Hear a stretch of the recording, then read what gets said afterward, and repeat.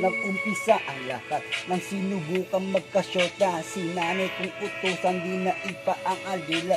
Ganyang pag-uugali, sino bang matutuwa?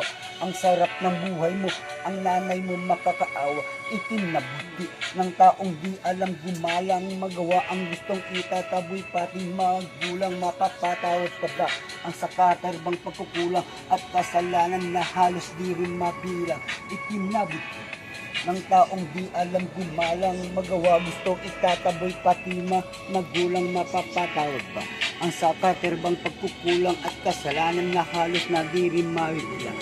Magagawang tiisin na magutom si inay. Masunod mo lang ang nobya na lahat ibibigay.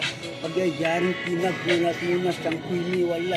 Mutumoy parang sa sabog halos magpakamata. Naisipan tikman ang sabot marijuana. Tuwang-tuwa naman mga demonyong mong barkada.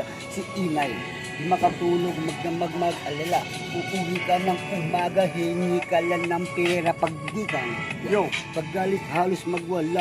Sasabihin pa sa'yo inaw na walang kwenta. Ang matindi pa ito, talagang walang konsyensya. Halos harap-harapang kumurahin ng ina nang ikay lumayo.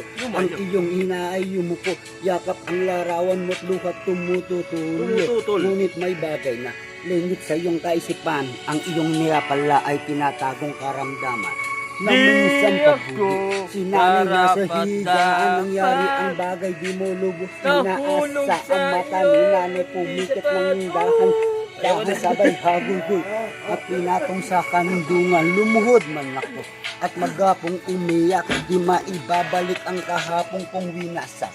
Kahirap pala ang maulila kay inay. Magdusa man ako, hindi sapat ang aking buwan.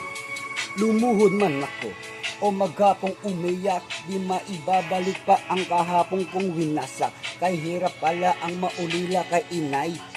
Magdusa man ako, hindi sapat ang aking buhay. Tuwing ako'y nag-iisa, lagi ko siyang naaalala. Takbo ng buhay, tila nawawalan ng pag-asa.